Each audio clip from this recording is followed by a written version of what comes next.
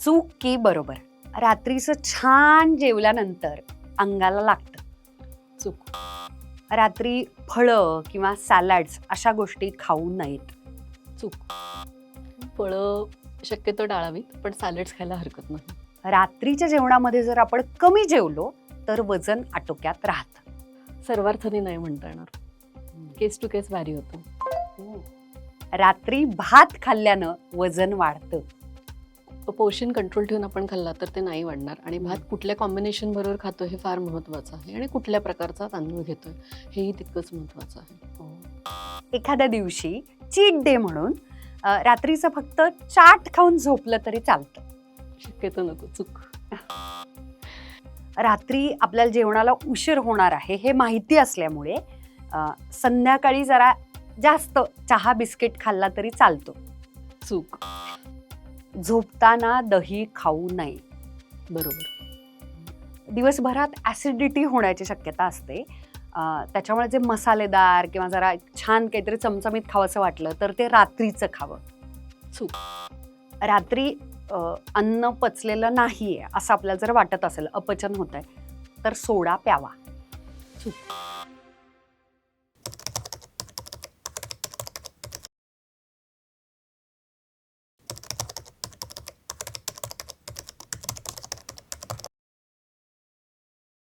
आता breakfast like a king म्हणजे राजासारखा नाश्ता करायचा आहे, पण नक्की भिकाऱ्यासारखं रात्री जेवायचं म्हणजे नक्की काय खायचं? बरं, आता या जगामध्ये आपल्या आसपास आणि हॉटेलातलं तर काहीही भिकाऱ्यासारखं उरलेलं नाहीये. मग भिकाऱ्यासारखं जर खाल्लं तर जागल्यानंतर जे परत फ्रीज उघडून खायचं असतं त्याचं काय करायचं? सगळ्या प्रश्नांची उत्तरं देण्यासाठी आणि मुद्द्यावरती येण्यासाठी डायरेक्ट एक्सपर्ट बाईंना बोलवलेलं आहे.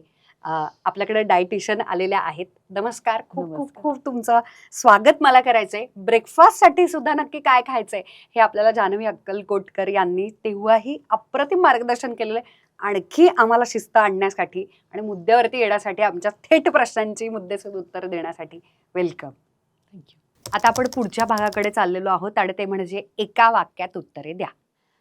रात्रीच्या जेवणाची योग्य वेळ कोणती? सूर्यास्तापासून 8-8:30 पर्यंत. जेवण आणि झोप यामध्ये 2 तासाचं 2.5 तासाचं अंतर असावं किमान. किमान. रात्रीच्या जेवणाचा आपल्या वजनावर किती परिणाम होतो? नक्कीच परिणाम होतो. सीझन आहे, वयोगट आहे, त्यानंतर तुम्ही कुठल्या प्रकारचं अन्न खाताय, ते कसं खाताय यावर या गोष्टी अवलंबून आहेत. उशिरा घेतल्या जाणाऱ्या चहा कॉफीमुळे रात्रीच्या जेवणावरती किती परिणाम होतो? उशिरा घेतला जाणारा चहा कॉफी हा कधी असतो की जेव्हा आपल्याला जेवण करायला वेळ नसतो पण काहीतरी घ्यायचं असतं, किंवा आपल्याला एक स्पाइक हवा असतो की बाबा आता मला काम करायचं खरं तर आणि भूक काहीतरी पण हवंय. लागलेली असते हा, ना भूक पण त्यावेळेला. लागलेली असते, त्यामुळे ती भूक टाळली जाते.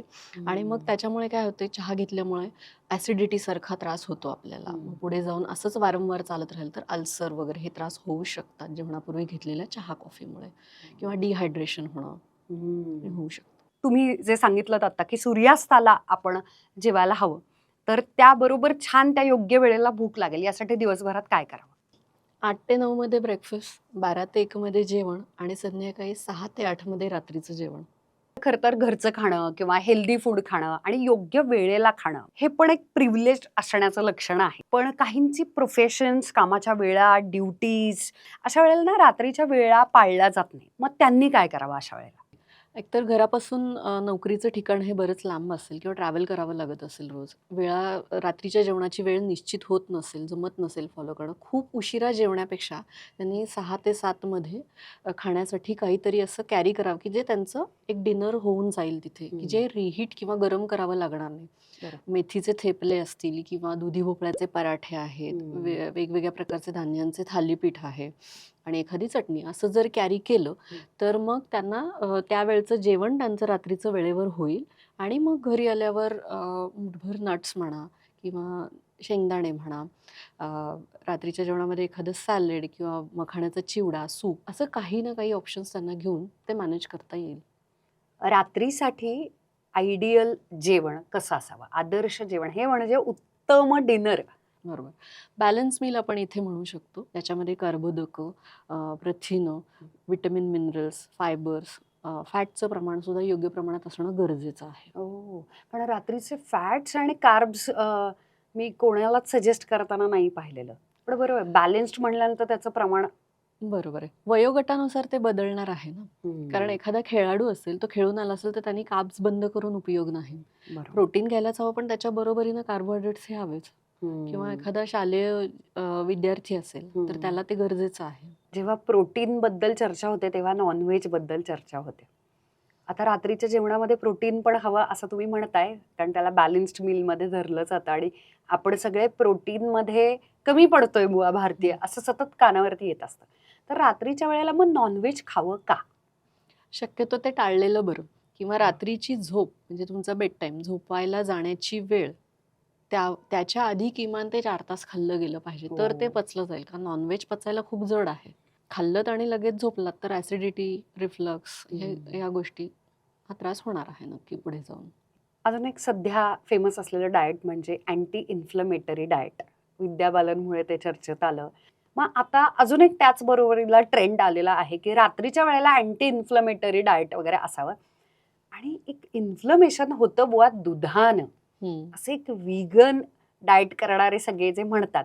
मग हे सगळं टाळलं पाहिजे का जेवणामध्ये रात्रीच्या? बरोबर आहे की सूर्यास्तानंतर दुग्धजन्य पदार्थ टाळावेत. आयुर्वेद सुद्धा आपलं हेच सांगतं की दूध, दही, ताक हे उशिरा घ्यायचं नाहीये. कफज प्रकृती ज्यांची आहे त्यांनी ते टाळलं पाहिजे किंवा थंडीमध्ये खास करून ते टाळलं पाहिजे. पण म्हणजे खरोखरीच यानं सूज येते, इन्फ्लमेशन होतं? इन्फ्लमेशन म्हणजे काय? शरीराने दिलेली प्रतिक्रिया आहे. ती आगाग जळजळ असेल, सूज असेल किंवा काही रॅशच्या स्वरूपात असेल, कफ प्रवृत्ती असेल, ही अशा प्रकारे असू शकते. मग प्रत्येकाला तो वेगळ्या प्रकारे त्रास होऊ शकतो. ओके. पण इन्फ्लमेशननं वाढलेलं वजन असं किती किलो असतं? 1 ते 2 किलो असू शकतं अंदाजे. आम्ही खूप वजनातले प्रकार पाहिलेले आहेत. म्हणजे अगदी 60, 70, 80, 90, अगदी 135 किलोच्याही पेशंट्स येतात. तर मग त्यांच्यामधलं ते फ्लोटिंग जास्तच असणार ऑफकोर्स, कारण त्यांचं वजन जास्त आहे. पण मग आता हे अँटी इन्फ्लमेटरी मध्ये नेहमी हळद म्हटली जाते, त्याच्यानंतर आलं, जिंजर म्हटलं जातं. तर असे कोणते घटक आहेत की जे मग रात्रीच्या जेवणामध्ये येतात? पचायला हलका आणि सुलभ मिळणारा पदार्थ राजगिरा एक उत्तम धान्य आहे की ज्याच्यामध्ये लायसिन नावाचं द्रव्य आहे आणि हे लायसिन अँटी इन्फ्लामेटरी आहे. म्हणून लायसिनचे सप्लिमेंट्स पण लोक खातात. एक्झॅक्टली. सो मग राजगिऱ्याचे पदार्थ आपल्याला खाता येतील ना. तो तर सहज सगळीकडे उपलब्ध होणार आहे. मग रात्री झोपण्याच्या आधी राजगिऱ्याचा लाडू हाणायला हरकत नाही. गुळाचा असेल ऑफकोर्स तर चालेल. दिवसभर जरी गोड नाही खावंसं वाटलं तरी सुद्धा, ज्याला फार गोडाची आवड जरी नसली तरी सुद्धा डिनरमध्ये त्याच्यानंतर स्वीट्स खाणं, डेझर्ट्स हा प्रकार एक वेळ ब्रेकफास्ट आणि लंच नंतर नाही होणार, पण डिनरच्या वेळेला घेतला जातो. स्पेशली तुम्ही बाहेर असाल तर, आणि एखाद्याला गोडाची आवड असेल तर घरातही शोधलं जातं की थोडंसं तरी काहीतरी गोड पाहिजे रात्रीच्या जेवणानंतर. अशा वेळेला त्याला काही सबस्टिट्यूट आहे का, पर्याय आहे का? घरातलं गोड एक वेळ चालेल, पण बाहेर तुम्ही जेवायला गेलात आणि डिझर्ट्स खातायत, फ्रोझन डिझर्ट्स, हे फार वाईट आहे. कारण त्याच्यामध्ये पाम ऑइल वापरलं जातं, व्हेजिटेबल ऑइल, तर ते शरीरासाठी खूप घातक आहे. ते टाळा तुम्ही. म्हणजे पूर्वीसारखे आईस्क्रीम हे दुधापासून बनलेले आता मिळत नाहीये. बरोबर. सो बाहेरचे फ्रोझन डेझर्ट्स टाळा. घरगुती जे बनवलेलं आहे की बाबा नट्सपासून बनवलेला लाडू आहे, मिक्स बियांपासून बनवलेला खजुराचा, किंवा खोबऱ्याची वडी आहे, गूळ खोबऱ्याची वडी, ती चालू शकेल, नक्कीच चालणार. थोडंसं, आणि तेही पोर्शन कंट्रोलमध्ये. बरोबर. गूळ शेंगदाणे एक छान ऑप्शन असू शकतं. फळ चालू शकतं? फळ कुणाला चालणार आहे माहिती का? की ज्यांना पर्याय नाही आहे दुसरं काही खायचा, प्रवासात आहेत, लांब आहेत घरापासून, मला बाहेरचं काही खायचं नाही म्हणून मग मी फळ खाते, त्यांना चालेल. फळ खाण्याच्या आयडियल वेळा आहेत. म्हणजे कारण फळाचं आपण उद्दिष्टच ते आहे की आपल्याला विटामिन मिनरल्स मिळवायचे, फायबर्स मिळवायचे, ऊर्जा मिळवायची, चांगली शुगर. येस. तर आपलं ॲब्झॉर्प्शन जे आहे, ॲब्झॉर्प्शनचं टायमिंग बॉडीचं, शरीराचं, ते सूर्यास्तापूर्वी चांगलं असतं. तर फळांमधून जे न्यूट्रिशनल व्हॅल्यूज तुम्हाला मिळवायचे, पोषक तत्व, ती तुम्ही सूर्यास्तापूर्वी खाल्ली तर ती जास्त तुम्हाला चांगली मिळणार आहे. वयानुसार स्त्रीच्या रात्रीच्या जेवणात काही बदल व्हायला हवेत का? नक्कीच. जशी आपली वेशभूषा, केशभूषा वयोमानानुसार आपण बदलत आलो. शालेय जीवनातली वेगळी आहे किंवा आपली कॉलेज लाईफमधलं वेगळं आहे आणि ऑफिस गोईंग किंवा गृहिणीमध्ये आपण ती बदललेली असते. तसंच आपलं डाएटही बदललं पाहिजे. त्याच्यामध्ये काही पोर्शन कमी करणे, काही पदार्थांचा वापर कमी करणे, काही पदार्थांचा वापर वाढवणे. जसं की वयस्कर लोकांमध्ये आपल्याला वाटतं की हां, आता यांनी तर सोपा आहार घेतला पाहिजे किंवा जास्त खाल्लं नाही पाहिजे, असं वयस्कर लोकांचं खूप म्हणणं असतं. पण त्यांना प्रथिनांची आणि कॅल्शियमची जास्त गरज असते, तर बरोबर. तसे पदार्थ त्यांनी निवडले पाहिजेत. स्त्रियांचा जो मासिक पाळीचा काळ आहे त्याच्यामध्ये काही त्यांना त्रास होत असतात, की काही जणांना उलटी, मळमळ किंवा जुलाब होणे या गोष्टी होतात. काही जणांना डोकेदुखी, पाठदुखी, मानदुखी हा त्रास होतो. तर यावेळेस जर तुमचं डाएट उत्तम असेल तर तुम्हाला असे त्रास होणार नाही. So आहारामध्ये तुम्ही लोहयुक्त पालेभाज्या, कॅल्शियमयुक्त आहार घेतला पाहिजे. ब्लॅक रेझिन्स, काळे मनुके ज्याला आपण म्हणतो, त्याचा तुमच्या आहारामध्ये समावेश असला पाहिजे, जेणेकरून पोट साफ होईल आणि तुमचं ॲब्झॉर्प्शन वाढेल. हे रात्रीच्या जेवणाला पण लागू होतं. हो, बरोबर. म्हणजे काळे मनुके आपण हे सकाळीच खायचे आहेत, पण असे पदार्थ वयोमानानुसार तुम्ही ऍड केलेच पाहिजेत आहारामध्ये. आता आपण थोडक्यात उत्तरे द्याकडे वळतोय. वजन कमी करण्यासाठी रात्रीच्या जेवणामध्ये कोणत्या गोष्टी असाव्यात? वजन कमी करण्यासाठी रात्रीच्या जेवणामध्ये प्रोटीन्स असायला हवेत, कमी प्रमाणात कार्बोदक असायला हवेत, त्यानंतर फायबर्स जास्त प्रमाणात असायला हवेत पचनासाठी. येस. आणि प्रोटीन कारण की दीर्घकाळ आपल्याला फुल वाटतं. म्हणजे प्रोटीन जे आहे ते रक्तात मिसळण्यासाठी हळूहळू मिसळले जातात, वेरॅज तुमचे कार्बोहायड्रेट्स जे आहेत, कर्बोदक, ती इन्स्टंट मिसळली जातात. त्यामुळे आपल्याला कर्बोदकांपेक्षा प्रोटीन, की लॉंग लास्टिंग भूक भरलेली, हॉर्मोन बॅलन्स करणारे आहेत प्रोटीन्स, म्हणून आपल्याला ते हवे आहे. आणि फायबर्स आपण तोच रोल की फुल वाटतं आपल्याला, पोट साफ होतं. कारण रात्रीचं जेवण खूप हेवी असेल आणि पोट साफ झालं नाही दुसऱ्या दिवशी तर आपण बेचैन राहतो. म्हणून फायबर्स महत्वाचे आहेत. पूर्ण तूप किंवा तेल बंद नसावं रात्रीच्या जेवणात, थोड्याफार प्रमाणात ते असलंच पाहिजे, कारण ते शरीरासाठी म्हणजे आतड्यांना वंगण म्हणून पण काम करणार आहे. बरोबर. प्रत्येक खाल्लेल्या अन्नाचं कन्व्हर्जन फॅटमध्येच होतं असं नाही. आणि चांगले good fats exactly, good fat आपल्याला घेता येतील, जसे की जवस आहे, जवसामध्ये ओमेगा गुड फॅट आहे, त्याच्यामध्ये तीळ आहे, सीड्स बरोबर, जे असतात ते सगळे गुड फॅट्स आहेत ना, कारण तेल लिनोलिक ऍसिड ज्याला आपण म्हणतो. पण मग हे जे सीड्स आहेत ते रात्रीच्या वेळेला खाल्ले चालतील? कारण फॅट्स आपण खायचं म्हणतोय तर आता आपल्याला काय करता येईल की रात्रीच्या वेळांसाठी चटण्यांचे प्रकार जे आहेत ते आपल्याला घ्यायचे आहेत. त्याला इनोव्हेटिव्हली तुम्हाला हवं असेल तुम्ही त्याच्यामध्ये सीड्स ऍड करू शकता. ज्याला वजन कमी करायचंय त्यांना कोणत्या गोष्टी आहेत ज्या रात्रीच्या जेवणात संपूर्णपणे टाळाव्यात? हा तर सगळ्यांना माहिती असलेलाच प्रश्न आणि तेच उत्तर आहे. पण याच्यामध्ये तळलेले पदार्थ, गोड पदार्थ, पचायला जड पदार्थ आणि जास्तीत जास्त कार्बोहायड्रेट्स असणारे पदार्थ टाळावेत. फक्त एक मुगाची खिचडी टाकली जाते रात्रीचं जेवण, म्हणजे सतत एक मुगाची खिचडी टाकणे, भात लावणे, कुकर लावणे, आणि जी काही उरलेली सकाळची दुपारची भाजी असेल ती, किंवा एखादी पालेभाजी परतवायची, किंवा कधी कधी तर ती पण नसते, आणि चक्क भातावरती, खिचडी भातावरती, ताक भातावरती झोपलं जातं. हे योग्य आहे का? हे प्रत्येक वयोगटासाठी सुटेबल नाहीये.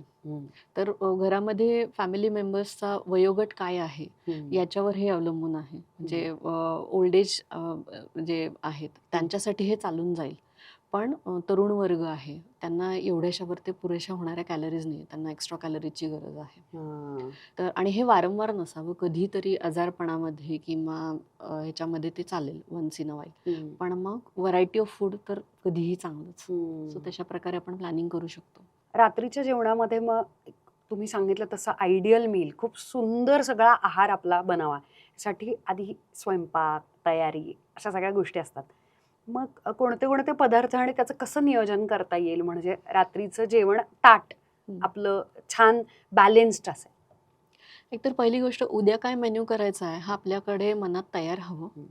दुसरी गोष्ट म्हणजे की त्याच्यासाठी लागणारे पदार्थ तुमच्याकडे घरात अवेलेबल असायला हव्या. त्याच्या काही प्रोसेस करायच्या आहेत, काही प्रक्रिया करायच्या आहेत, जसं की काही भिजत घालणं असेल, वाटणं असेल, चिरणं असेल, पीठ मळून ठेवणं, भिजवणं असेल, ह्या गोष्टी तुम्ही आधी थोड्या वेळ करून ठेवल्या तर 7 ते 8च्या दरम्यानमध्ये सगळीच घरातली मंडळी वेळेवर जेवू शकते. बरोबर. साधारण मेन्यू काय असावा आठवड्याभरातल्या रात्रीच्या ताटाचा? Okay. Variety of food add करा असं मी नक्की सांगेन. म्हणजे भाज्यांमध्ये व्हरायटी पाहिजे. भाज्यांमध्येच असं नाही, आपलं सिंपल मील तर कधीही चांगलं. भात, वरण, भाजी, पोळी, चटणी, कोशिंबीर हं. असं तर चांगलंच. हं. पण त्याच्यामध्ये पण चेंजेस तुम्हाला हवे असतील तर जंक फूडपेक्षा, घरात पावभाजी बनवण्यापेक्षा हं. तुम्ही इथे व्हरायटी ऑफ फूड आणली पाहिजे. हं. पुढच्या पिढीलाही ती दाखवली पाहिजे. जसं की कुळथाचं पीठ आहे किंवा हं. सोयाबीनचं पीठ आहे, हे प्रोटीन रिच झालं. बरोबर. याच्यासोबत ज्वारी, बाजरी, नाचणी हे तुम्ही ॲड करू शकता, म्हणजे हं. कर्बोदकं झाली. आणि हं. ह्याच्यात एखादी पालेभाजी किंवा एखादी फळभाजी खिसून चिरून टाकली आणि त्याचं हं. थालीपीठ म्हणा, त्याचे कटलेट्स म्हणा, हं. त्याचे डोसे, घावन बनवले, तर एक छान बॅलन्स्ड मील होऊ हो. शकतं. आणि बाहेर पण खाण्याचे जे हं. आपल्याला टेम्पटेशन्स होतात हं, मधून हं. अधून, म्हणजे वीकडेला सुद्धा होऊ हं, हं, शकतात. हं. तर तोच तोचपणा निघून जाऊ शकतो याने. एक्झॅक्टली, बरोबर आहे. आणि खिचडी, कढी हा तर एक आपला प्रॉपर छान मेन्यू आहे. थंडीच्या दिवसातला मस्त आयटम आहे. एखादं त्याच्याबरोबर एखादा भाजलेला पापड असेल, हं. सॅलड असेल, तो पण एक परिपूर्ण आहार होऊ शकतो. भाताचे प्रकार पण तुम्ही खाऊ शकता. भात कुठल्या प्रकारचा वापरता? हातसडीचा तांदूळ कधीही चांगला भाताचा. पण तो शिजायला खूप वेळ जातो. भिजवला, त्याच्यावर भिजवणं ही प्रोसेस जर केली प्रक्रिया, तर मग तो लवकर होऊ शकतो. किती तास भिजवावा आणि मग कुकरला किमान लावावा? 2 तास तरी भिजवावा. जुनं पाणी हं. फेकून देऊन नवीन पाण्यामध्ये तो लावायचा आहे आपल्याला. हं. जो तांदूळ धुतल्यावर पांढरा साका निघतो तो तांदूळ चांगला असतो असं म्हटलं जातं. हं. ओके. आणि पण मग हे इंद्रायणी तांदूळ वगैरे त्याच्यात येतं? नाही, हातसडीचा म्हणजे ब्राऊन हां, राईस. हातसडीचा म्हणजे ज्याच्यावर हाताने त्याच्यावरती सोलणे, पाखडणे ह्या प्रक्रिया केलेल्या असतात. त्याची सालं हां. थोड्यापैकी म्हणजे थोड्याफार नॉन प्रमाणात तरी पॉलिश्ड. इंटॅक्ट असतील. नॉन पॉलिश ज्याला म्हणतो. हं. मग असा भात, त्याच्याबरोबर मग भातांमध्ये अमायनो ॲसिड्सचं प्रमाण कमी आहे, प्रोटीनचं. मग त्याला जोडीनी येणारं वरण, त्यावर हं. असणारा एक तुपाचा धार किंवा चमचा म्हणूया आपण. आणि मग त्याने काय होईल की एक सटायटी लेव्हल, म्हणजे भूक पूर्ण होणे किंवा हं. समाधान पावणे, या गोष्टी ज्या असतात ना, मनाचं समाधान होणं, हे सहज हं. शक्य होईल. वयानुसार स्त्री पुरुष हं. असा जो बदल होत जातो, तसाच ऋतूनुसार पण रात्रीच्या जेवणात काय काय बदल व्हावा आणि काय काय असावं त्याच्यात? ओके. आपण ऋतूनुसार नक्कीच बदल करायला हवा. थंडीमध्ये उष्णता तयारी, उष्ण म्हणजे आतून आणि उबदार पदार्थ, हं. गरम पदार्थ आपण घेऊ शकतो. व्हेजिटेबल सूप आहे, वेगवेगळ्या प्रकारची कढणं आहेत, मुगाचं कढण आहे हं. किंवा मटकी, चवळी यापासून बनवलेली आमटी आहे. तसं करता येईल, ते न्यूट्रिशियसच होईल. हं. किंवा आपलं रिजनल फूड ज्याला म्हणतो, की ज्याला बाजरीचा खिचडा भाज्या घालून हं. बनवलेला, तो चांगला आहे. हं. आता साताऱ्या साईडला खाल्लं जाणारं उडदाचं घुटं ज्याला हं. म्हणतात, ते चांगलं आहे. कारण उडीद तसे पचायला जड, तर ते इतर सीझनमध्ये ते जड आहेत, पण हं. थंडीच्या दिवसामध्ये ते चांगले आहेत. हां. किंवा फारच फॅन्सी आयटम आपल्या प्रेक्षकांना कधीतरी आपण सांगायला हवा ना, तो दाल मखनी हा पण घरी करू शकणारा पदार्थ आहे. आहा. तो चालू शकेल. हं. आणि तिथे ती थंडी असल्यामुळे तिथे हां. पण तो तिकडचं कम्फर्ट फूड आहे खरं ते. एक्झॅक्टली. ते आपल्याला इथे घरी बसून बनवता येईल, खाता येईल आणि सोपा हं. पदार्थ आहे बनवायला. तसा फार काही किचकट नाहीये. बरोबर. जे एरवी वर्षभर जड असतं पचायला, ते आत्ता जरा सोपं जातं. मग जरा अशी कडधान्य जी एरवी पचायला थोडी अवघड असतात, उदाहरणार्थ पांढरा वाटाणा असेल, छोले असतील, वेगळ्या पद्धतीचे जे छोले येतात. काहींना थालीपीठ सुद्धा पचवायला थोडं जड जातं. असे सगळे पदार्थ थंडीच्या वेळेला खाऊ शकतो हो, आपण. खाऊ शकतो. पण राजमा, छोले, चना, हरभरा हे पदार्थ, वाटाणा हे पदार्थ दुपारच्या जेवणात घ्यायचे. हं. रात्री नाही घ्यायचं. खूप सारे लोक रात्रीच्या जेवणामध्ये कच्चं खाऊ नये असं सांगतात हं. आणि सगळ्या कोशिंबिरी आणि सलाड्स कच्चे असतात. हं, हं, हं. त्यामुळे त्याचं काय करावं कळत नाही. ओके. सायडर्समध्ये आपण चटणी सुद्धा ग्राह्य धरू शकतो. हं. आता सध्या थंडीचा सीझन आहे. तर हं. तिळाची चटणी, सुक्या खोबऱ्याची, लसणाची चटणी, जवस चटणी, कारळ चटणी, हं. दाण्याची चटणी, पुदिना चटणी, अशा वेगवेगळ्या चटण्या आपण घेऊ शकतो. किंवा आपल्या पुरणपोळी वगैरे असा जो स्वयंपाक असतो त्यात बनलेलं पंचामृत, हं. असं सुद्धा चालणार आहे. हं. सो अशा प्रकारचे सायडर्स पण घेता येतील. पापड वगैरे जे रोस्टेड घरी बनवलेले असं नाही, पण खूप खारवलेले, खारट नसावेत आणि असे खूप पापड. तळून काढलेले हां, नसतात. भाजलेले चालतील, की ज्याच्यामध्ये मिऱ्याचा समावेश आहे. मग ते हं. उष्णता प्रदान करतील. बरं. असे सायडर्स घेऊ शकतो. आणि सॅलड्स म्हणाल तर खिसून घेतल्यावरती एक प्रोसेस आपण ऑलरेडी केलेली असते. चावून खाल्ल्यावर सॅलड्स पचायला सोपे आहेत. पण तुम्ही जर न चावता ते खात असाल किंवा घाईगडबडीत खात असाल, तर मग ते पचणार नाही. आपण आत्तापर्यंत घरातलं म्हणत होतो आणि घरामध्ये सगळ्या गोष्टी पाळता येतात. प्रॉब्लेम येतो, मज्जा येते जेव्हा बाहेर जातो तेव्हा.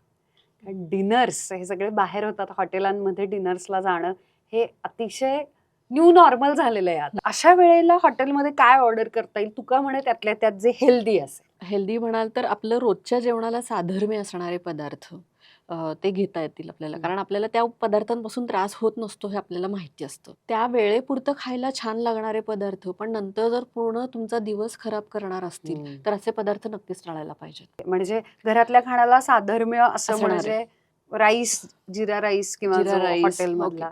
तसं चालेल. किंवा मग आता आपण नान हा मैद्याचा असतो, तर गव्हाची रोटी हम्म. अर्थात त्या हॉटेलमध्ये तेवढं ते व्हेरिफाईड आपल्याला हवं की ते नक्की तिथं ते छान मिळतं ना, तर तसं चालेल. त्यानंतर फ्राईड पापडऐवजी रोस्टेड घेऊ शकतो. सूप आपण सुरुवातीला स्टार्टर्समध्ये काही पनीरचे पदार्थ आपण ऑर्डर करू शकतो, की जेणेकरून प्रोटीन्स पण मिळतील आणि तुमच्या मेन कोर्सवरती कंट्रोल येईल. काही लोक पूर्णपणे लिक्विड डाएट वरचा त्यांचा विश्वास आहे, म्हणजे मग ते एशियन फूड पण ट्राय करतात स्पेशली डिनरच्या वेळेला, म्हणजे थुप्पा आणि डिमशम अशा गोष्टी योग्य आहेत का हॉटेलात जाऊन रात्री जेवणामध्ये? आता बाहेरचा पदार्थ आहे शेवटी तो घराबाहेरचा, आणि आपण त्याच्यामध्ये आपला कंट्रोल काही नसतो. तर आणि न्यूट्रिशनल व्हॅल्यूज बद्दल तर त्याविषयी काही बोलायलाच नको, कारण ते ऑलरेडी पुन्हा पुन्हा रिहीट केलेलं असतं. क्वालिटी काय आहे हे आपल्याला माहिती नसतं. सो शक्यतो टाळलेलं बरं. हे जे लेट नाईट स्नॅकिंग होतं त्याला कधी कधी पर्याय खरंच नसतो, पण मग त्यातल्या त्यात खावंसं वाटलंच तर कोणते हेल्दी पर्याय आहेत? आता अशी लोक आहेत की ज्यांना रात्रपाळी किंवा ज्याला आपण नाईट शिफ्टमध्ये काम करावं लागतं, किंवा स्टुडंट्स आहेत त्यांना रात्री अभ्यास. जागून अभ्यास करावा. ते चुकीचंच आहे. स्टुडंट्सनी नाही जागलं पाहिजे, पहाटे उठूनच अभ्यास केला पाहिजे, पण कधीतरी सबमिशन्स असतात आणि मग त्यांना जागावं लागतं. तर एकतर तुम्ही रात्रीचं जेवण पचायला हलकं पण पोटभरीचं घ्या, त्यामुळे तुम्हाला पुन्हा पुन्हा स्नॅकिंग करावं लागणार नाही. फायबर्सचा तुम्ही जेवणामध्ये समावेश करा. आणि खूप रात्री जागावं लागलं तर चहा कॉफीचं सेवन टाळा. त्याच्याऐवजी बडीशेप, जिऱ्याचं पाणी ते घ्या. त्यामुळे रात्रीच्या जागरणामुळे जी सूज शरीरावर येते ती कमी व्हायला मदत होईल. आणि अगदीच तुम्हाला खावंसं वाटलं तर एक वाटीभर मखाण्याचा चिवडा म्हणा, कमी तेलात बनवलेला, किंवा एखादं फळ म्हणा, अशा वेळेस चालून जाईल. काहींचा एक दीर्घकाळ पचनाचा प्रॉब्लेमच असतो, अशा वेळेला त्यांनी खाण्यामध्ये कुठचे डोज आणि डोंट्स म्हणजे काय करावं आणि काय 100% टाळावं? या प्रश्नामध्ये आपण दुपारच्या जेवणाचं पण फार महत्त्वाचं आहे, की दुपारी तुम्ही काय खाताय आणि कितपत खाताय. असे जेव्हा पचनाचा ज्यांना त्रास असतो, की त्यांनी बऱ्याच काळ बाहेर खाल्लेलं असतं, किंवा बऱ्याच काळ प्रोटीन्स पावडर्स ज्या लाँग टर्म यूज त्याचा केलेला असतो, त्याच्यामुळे त्यांचं पचन बिघडलेलं असतं.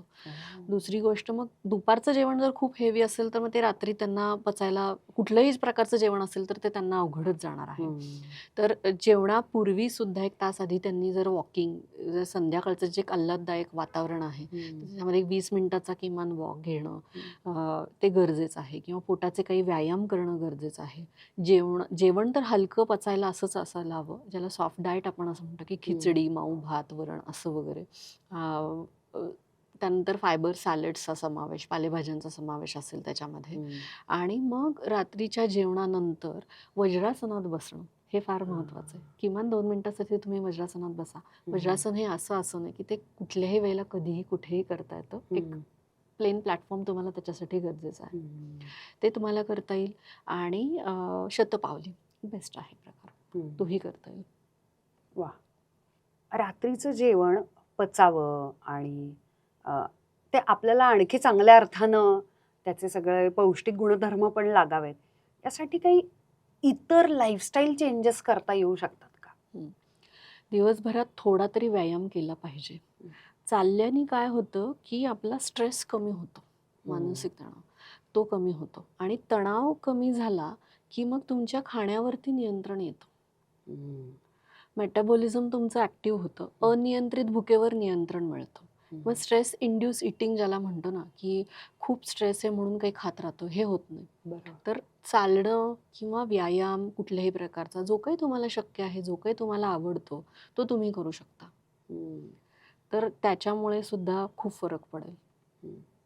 काहींना संध्याकाळी किंवा रात्री व्यायाम करण्याची सवय असते, तर नक्की व्यायामाची योग्य वेळ कोणती आहे? रात्रीच्या जेवणाच्या आसपास ती कशी घेतली पाहिजे? कारण की व्यायामाच्या आधी भूक, थोडंसं तरी काहीतरी खावं लागतं. शक्यतो ती लवकर असावी, कारण आपल्याला एक सर्कॅडियन रिधम जे आहे ना, सायकल ती फॉलो करायची. म्हणजे सूर्याचं जे उगवणं, मावळणं आहे, त्याच्याबरोबर आपला दिवस सुरू करायचा आणि त्याच्याबरोबर आपला दिवस संपायचा. हे आत्ताच्या मॉडर्न लाईफमध्ये ते प्रॅक्टिकली पॉसिबल नसलं तरी सूर्यास्त जर संध्याकाळी 6-7च्या दरम्यान होत असेल तर सूर्यास्तानंतर 3 ते 4 तासात तुम्ही झोपणं अपेक्षित आहे.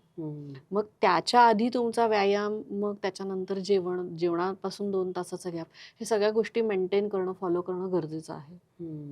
अतिशय दुर्मिळ बघायला मिळतात जी लहान मुलं त्या वेळीच जेवतात, सर्व समावेशक असं जेवण जेवतात. तर अशा वेळेला रात्रीचं छान जेवलेत तरी सुद्धा जर खेळत राहिले, फिजिकल ऍक्टिव्हिटी चालू राहिल्या, घरात जरी असले तरी अक्षरशः 1.5-2 तासाची गॅप जरी पडली तरी त्यांची परत काढायची आई वेळ येते. मला भूक लागली. अशा वेळेला त्यांना काय खायला द्यावं? अशा वेळेस एखादा लाडू तो चालू शकेल, पण त्यानंतर त्यांनी ब्रश करणं अपेक्षित आहे कारण गूळ, साखर याचं हे आहे समावेश.